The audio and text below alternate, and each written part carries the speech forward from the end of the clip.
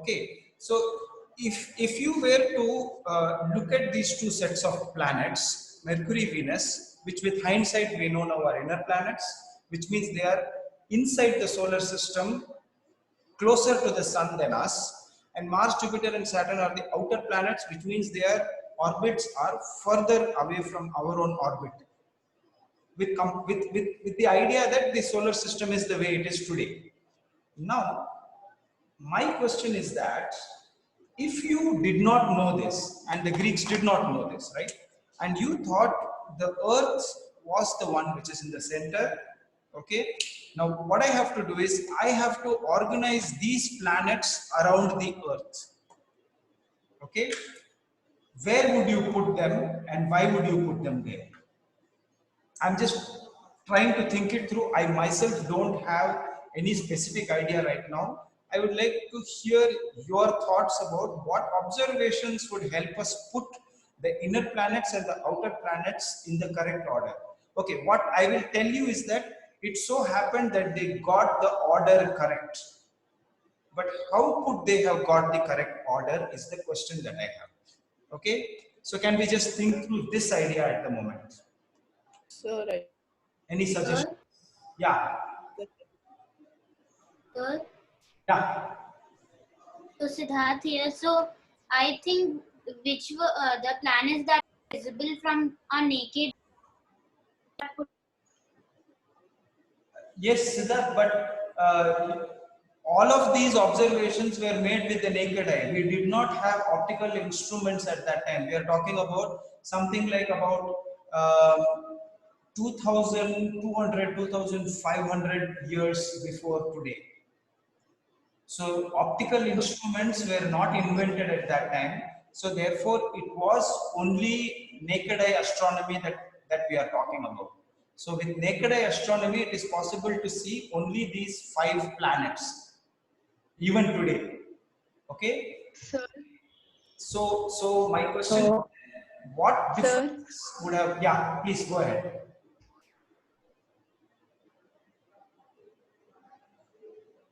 Sir, so it's here. So I think that after the Earth, Mercury would come, then Venus, then the Moon, the Sun, and Mars, Jupiter, and Saturn. Okay, so it's interesting that you would say that, okay, put something out there in front of us to consider. So then we can think about how to do this. So you're saying put Mercury out there, right in the innermost one. Mercury incidentally was symbolized that way. Okay, so it was this symbol.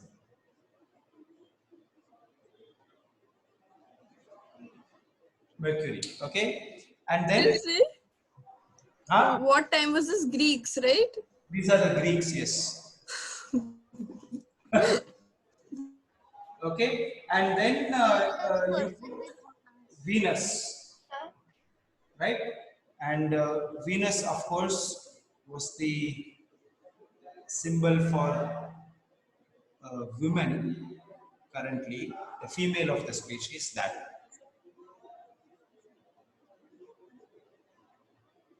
In fact, even today, the male and the female, they are actually Mars was, so this was Mars. So this is like in guidebooks, in bird guides and all that. For some birds, the female and the male species have different kinds of plumages. So we mark it as the female of the species is this and the male of the species is this. Okay. And then the sun. So interesting is Sorry. that Venus is actually a Roman form of Aphrodite, who is goddess of love. Sorry, who is speaking? Not F. That was Anadya, but her voice was cracking. Who? Anadya. Anadya, yeah. She's talking about the Greek goddess Aphrodite.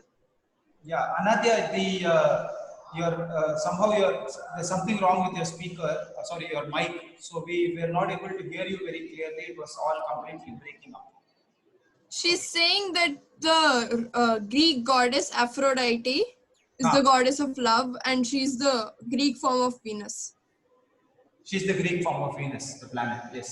Yeah. So you can see already Is how. the Greek form, and Mars Greek form. Of the god of war, Ares. Which one is the god of what? Ares. And Ares. in Roman, it's Mars. Yeah. So this is a mashup of the Greek and the Roman systems. So Yeah. and then your Mars came out there, and So then you forgot the moon. yeah, Moon's position comes actually. I wanted to debate that, and then you had Jupiter, which was written like that.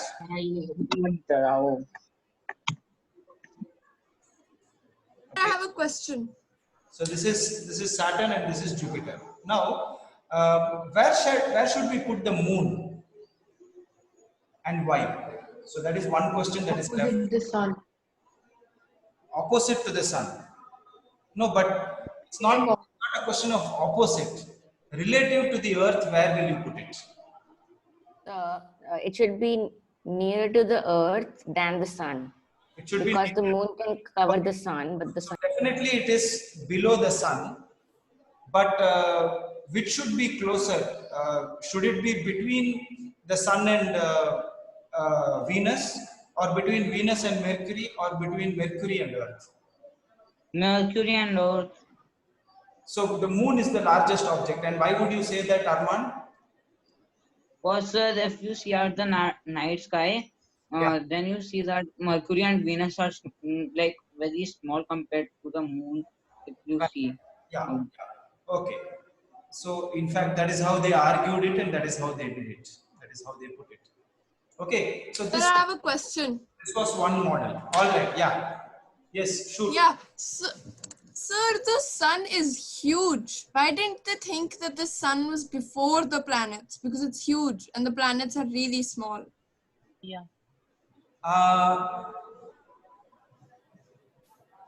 Well, for one thing, size or the way it appears has got two factors, right?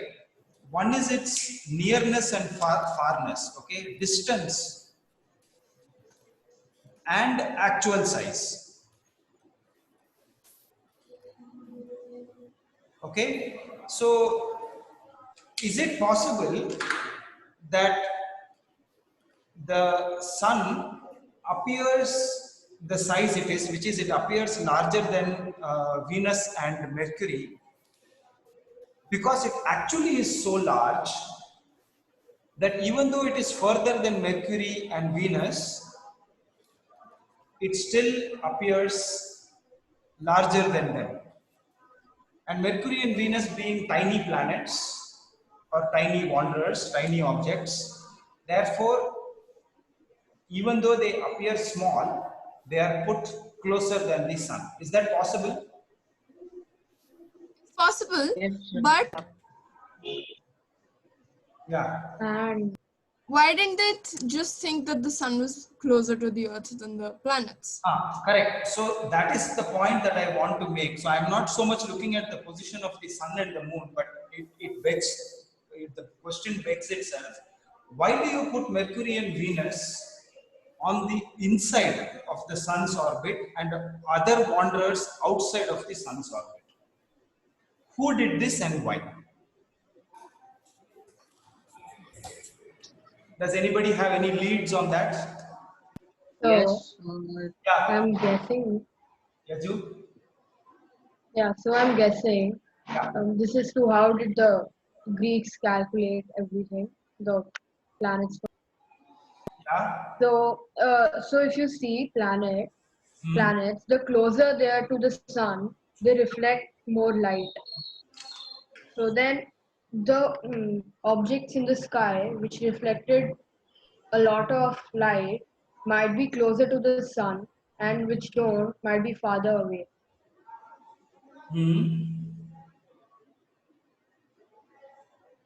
No, sorry, Joe, I didn't get it completely. Can you repeat that?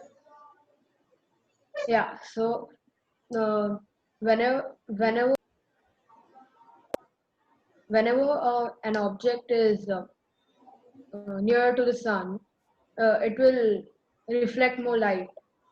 So then the object which reflects the most light in the night sky as shining, you might say, and the most might be closer to the sun, and which is dull or something might be further away. Okay. Okay, that's a little more fanciful than a simple observation. Okay, um, which is simply that where do you see these objects relative to each other? Okay, in the night sky. Can you think along those lines? So my question is, what we are trying to understand is why put Mercury and Venus on the inside of the sun's orbit, and why do you put the other three planets on the outside of the sun's orbit, right? So could the answer have anything to do with where you see these objects in the sky? It is observation that caused you to do that, right? Now, I'm not a very good amateur astronomer. I don't know these things very well unless I kind of look at it somewhere. But some of you might be observing these, might have observed these objects. I remember one instance of it, at least very clearly, which has got to do with this JVP program that we have in school during the winter. But does anybody remember? Does Near it? the evening and early morning. So I Yeah. so I have an explanation. No, wait, Ishan, can you just clarify what you're saying? Yeah, so like Mercury and Venus generally appear near the evening when the sun is near the horizon and near the early mornings. Yeah, so they appear early in the mornings or in the evenings. So they seem to be objects that therefore accompany the sun in its movements. Correct? And at the same time, if you are able to observe these other planets, Saturn, Mercury, and what is it? Jupiter, they would, where would they appear? Not in terms of this model, but in terms of the actual way it is.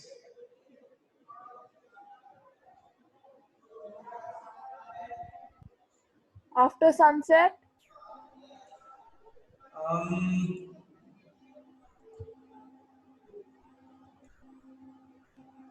No, think about it a little bit more. The observation was that when you see, and I'm saying this with the hope that people who know better in terms of like they have made the observations of these planets will correct me on this if I'm wrong, which is that just thinking in terms of our actual positioning, which is the Earth, the sun is actually in the center, right? Forget about the moon for the time being. Mercury, Venus, Earth, hi, Mars. So this is Mercury, this is Venus, Earth, Mars. Then what will happen is you will typically see Mercury and Venus from the Earth. Okay, make it like you're observing actually from the Earth, right? You will see Mercury and Venus on this side, and if you happen to observe Mars also at the same time, which I suppose does happen, right? Then you will see Mars in the opposite side, right? So that can be one very simple way in which people would distinguish between these two sets. That you see the Mercury and Venus on one side of the night sky or the early morning sky, and the other planets would appear on the other side. Okay, there is also something that this zodiac belt that is there, these planets would appear the inner planets would appear in the lower half of the zodiac belt, and the upper planets would appear in the upper half of the zodiac belt. But that, I mean, that was a real observation that can be easily made, and they did make that observation. But we can't discuss that at this point of time because we haven't talked about the relative positions of the orbits. Is this like kind of clear what I'm trying to say, or would some people need more clarification on this? Yeah. Yes, Uday? It's clear. So it's clear. It's clear. Yeah. I would need more. Beg your pardon? I would need more clarification. You need a little more clarification. So ask a specific question which requires clarification. I didn't get the Earth and the Mars wala part. No, no. What? See, maybe my original question itself was not clear. My original question was that we identify the planets Mercury and Venus as inner planets, Mars, Jupiter, and Saturn as outer planets. But that is because of hindsight. But it so turned out that the Greeks also identified the same thing, that Mercury and Venus were inner and the other three were outer. So what I wanted to figure out is, well, how did they get this right, even though they got the position of the sun and the earth horribly wrong?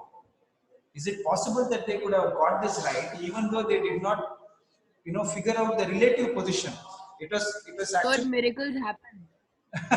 No, that is what. Is it a miracle in the sense, was it something that was completely by chance, or was this something that can be understood in terms of what observations were made? That is the question. Yeah, sir, actually, if you look at it, Saturn, Jupiter, Mercury, Venus are all look the same size. What? At least they do to me. Yeah, when you look at it in the sky, they all look like dots. Yeah. Okay. For naked eye astronomy, yes, they would appear to be more or less of the same. Yeah. But they didn't have any lenses, right? So they had only naked eye astronomy. Saturn is pretty hard to actually look, but that may also be because of light pollution that is there today. If you probably Wouldn't the planets have been clearer like 2000 years ago? Exactly. Because there was no pollution and stuff. Yeah, there wasn't any light pollution. So in the winter sky, okay. Okay. So this this work of actually fixing the position of the planets was more or less put together by one man whose name was Heraclides. Okay, so he was one of the central persons in this task. Hercules. No, Heraclides. Different. I've written his name down. Heraclides. Oh. Heraclides.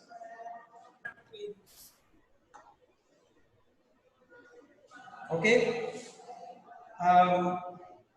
So having established this idea, now the whole point is to dismantle the whole idea. Okay. Why this does not work? So actually, the first half of the task is to actually set this entire thing up, and the second part of the task is what were the observations that started shifting this model, which challenged this model. Okay, and who were the people who challenged this model, and why was that change not something that remained as part of science? Okay, so I had to kind of, although I said last class that I will go through the entire sort of how this model came about and what changes were brought in this. Unexpectedly, it took one entire class to just simply establish this model. But the observations that were made by Aristarchus, whose work comes next, and what paradoxes existed in this model, that we will have to discuss in the following class. Okay, so when we meet again, we will talk a little bit more about that.